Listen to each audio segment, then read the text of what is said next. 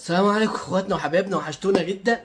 اتحاد الكوره والاهلي، مباراه سيراميكا، السيد عبد الحفيظ ولجنه الحكام. عندنا مجموعه اطراف في الفيلم اللي بيحصل، الهابط اللي بيحصل من اتحاد الكوره غريب. اتحاد الكوره طلع علينا بطلته البهيه اول موسم، قال لك يا جماعه اللي عايز يسمع الفار يتفضل يدفع رسوم ويسمع الفار.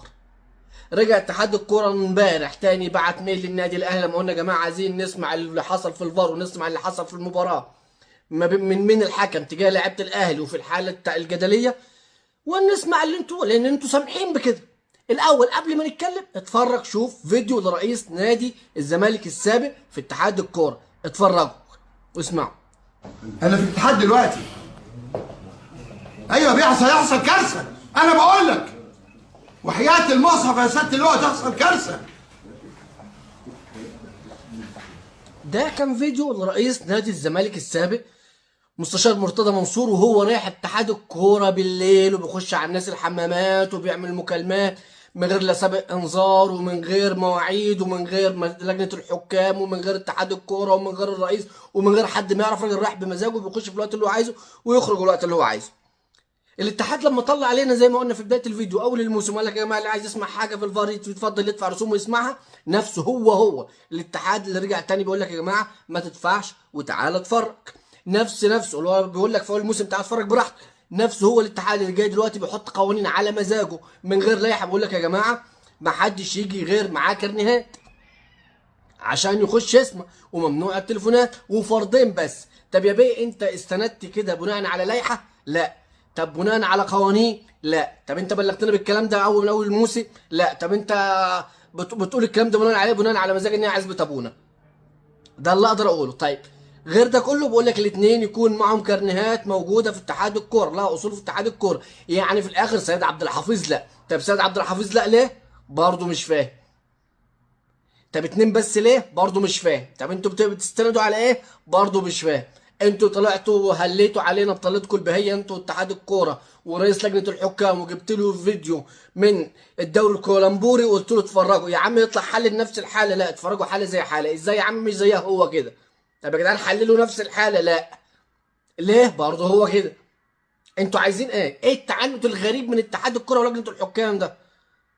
الراجل امبارح طالع بيقول مع ابراهيم عبد الجواد كلام غريب مريب ما تفهموش. ايه سر الخوف من سيد عبد الحفيظ؟ برضه ما تفهموش. الحكم طالع ما يتواصل مع حد من الناس بيقول لك انا ما قلتش حاجه غلط. طب يا عم ما قالش حاجه غلط، ما تسمعني براحتي.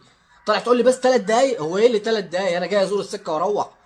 احنا عايزين نسمع نشوف تعديات الحكم اللفظيه لعيبه الاهلي، واذا الحكم عمل كده يتعاقب.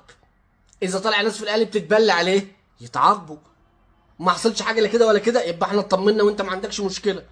ايه بقى الفكره في الفيلم؟ انك انت عامل لي شغال لي يا ابني كاميرات اتحاد الكوره، سجل لي يا ابني جهاز الاستماع، ما حدش يخش بتليفونه، فردين بس اللي بيخشوا لازم يكون معاهم كارنيهات في اتحاد الكوره. هو ايه ده؟ ما برأي يا عم احنا حقنا، انت اللي قلت بلسانك تعالوا يا جماعه اتفرجوا. لا حددت عدد ولا حددت رقم ولا حددت وقت معين ولا حددت حاجه خالص. جاي النهارده اقول لك اديني الحق اللي انت قلته من حقك، تقول لي لا اصل 2 اصل 3 دقايق. انا هبعت 2 من عندي من الجهاز الفني ما عندهم كارنيهات يسمعوا 3 دقايق ويروحوا. طب بالنسبه لتعديات الحكم اللفظيه يا سيدي اذا كانت حصلت ما انا عايز اطمن كمان، حق ان انا اطمن. لا.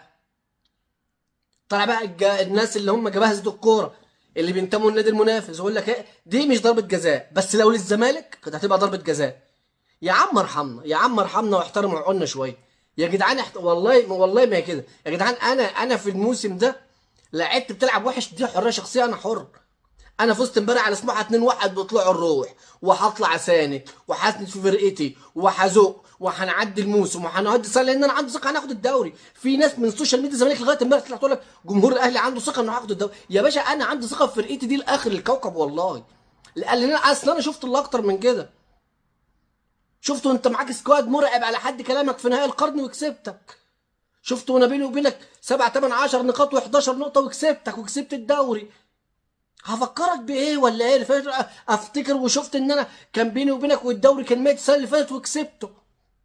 لان انا عندي ثقه في فرقتي وثقه في ادارتي وثقه في لاعيبتي وثقه في جمهوري اللي ورا نادي لغايه اخر الكون. انا هنزق هنساند، بس دي كانت استفسارات بسيطه، وعايزين نشوف رد فعل من الاداره عنيف اتجاه الحاجات اللي بتطلع من اتحاد الكوره. اخواتنا وحبايبنا، احنا نسبه 70 شيء غريب والله، نسبه 70% من الناس اللي بتشوف الفيديوهات ما بتحطش لايكات ومش عامله متابعه للصفحه. نسبه 30% بس هي اللي متابعانا وعامله متابعه للصفحه وبتحط لايكات. فنتمنى منكم انتوا تحطوا لنا لايك وتشاروا الفيديو عشان يوصل لاكبر عدد من الناس، وتساعدونا ان الصفحه تكبر بيكم. حبايبنا ان شاء الله هيكون لنا فيديو الفتره الجايه عن اخر المستجدات اللي بتحصل على الساحه الرياضيه. اشوفكم على خير، سلام.